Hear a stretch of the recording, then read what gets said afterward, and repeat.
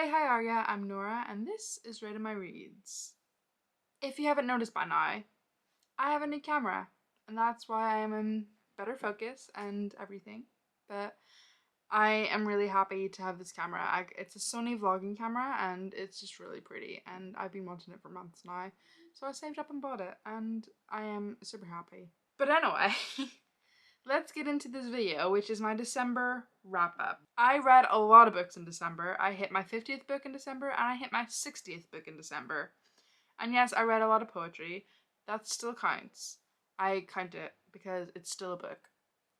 It might not be a novel, but it's definitely still a book. So the first book I read in December was Snot Girl Volume 1. And I gave this 2 stars because I didn't like it that much. But it was enjoyable a little bit. It was really jumpy and all over the place, but I did understand bits of the story, and I did enjoy the story that I understood, that made sense. And I really liked the art style and stuff like that, but it's understandable why I gave it 2 stars, because it's really jumpy. Like, it goes from one scene to like a whole different day, and you're just like really confused as to what's going on. But I gave this 2 stars, so yeah. The next book I read in December was I Was Born for This by Alice Oseman. I gave this book 4.5 stars. This is the second time this year that I've read this. I read it earlier in March, and I read it again, obviously, in December. I love this story so much. Alice Oseman owns my heart with her writing, and their way with words, and I just love it. So, yeah, 4.5 stars. The next book I read was Nimona, which is a graphic novel, and I gave it 4 stars. It was really enjoyable. I love the story, and I love the art style within it, and it was just really fun to read. And it's one of those things that you just want to know more afterwards, but like obviously there's no more to this. So I'm just like, give me more please, but also I don't really mind because it was a good story, it ended well, and I really enjoyed it. The next book I read was Looking for Alaska. This used to be my favorite book.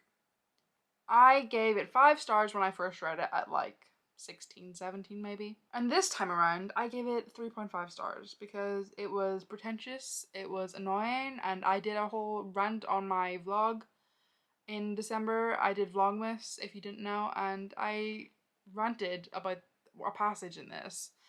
And God, it was just infuriating. I don't want to get into it now. Yeah, I gave it 3.5 stars. The next book I read in December was Space Boy Volume 1. I really enjoyed this book. I gave it 4 stars, and I really want to see what happens next.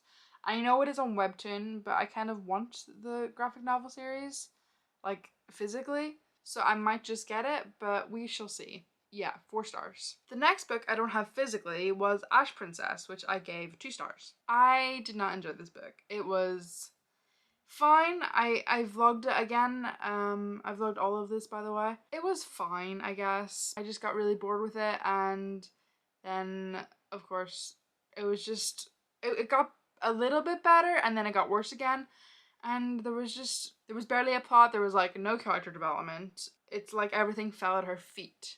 The first one was on Kindle Unlimited, and I'm glad I didn't purchase it because I didn't enjoy it. The next book I read in December was Meet Cute Club. I gave it 3 stars. It was a fun story. It was on Kindle Unlimited as well, so I just read that as one of the prompts for the readathon in December that I was taking part in with my book club.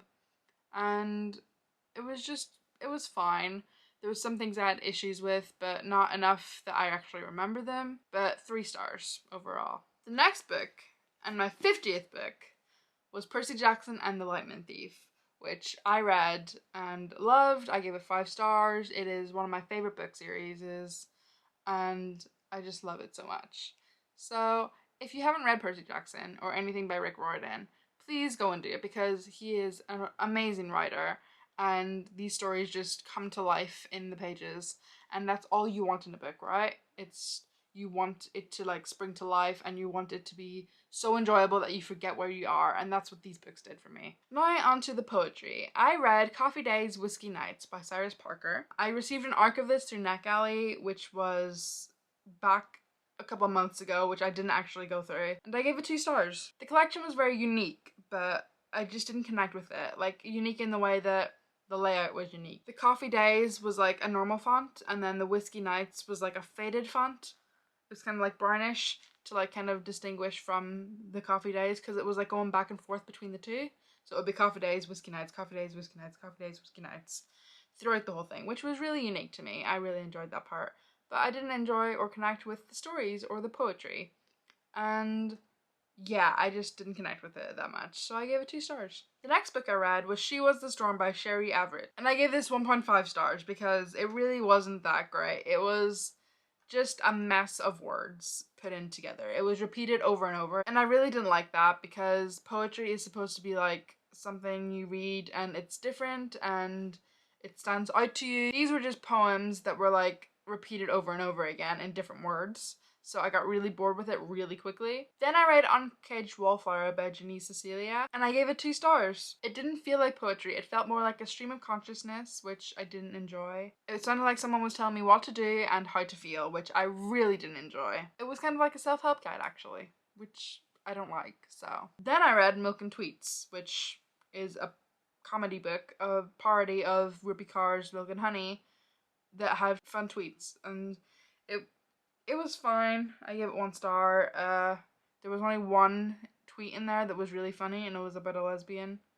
I don't remember what it was about, but it was funny, and I related to it a lot. It's the only one that made me laugh. The others just didn't. The next book I read was Things I Learned in the Night by Emily Byron's, and I gave this 2.5 stars. I stopped reading this halfway through and then went back to it, and I didn't really remember what was going on, but I did enjoy some of the poetry that I read from there onwards. Like, I enjoyed the poem Johnny. I don't think that's the full title, but it was fine. I gave it 2.5 stars.